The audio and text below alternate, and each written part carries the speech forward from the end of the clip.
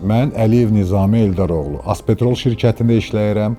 Bura gələnə qədər mənim bir müharibə yolum olub, inanmayacaqsınız, amma 50-liyim də olub.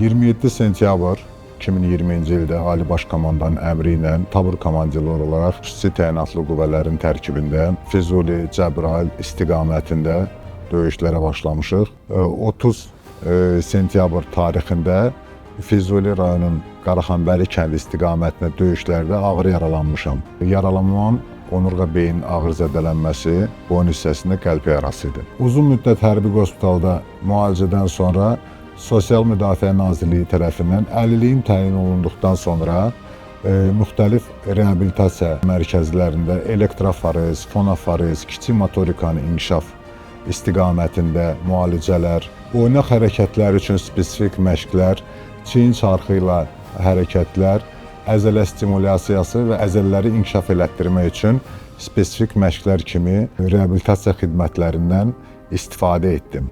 Mən reabilitasiya oldum.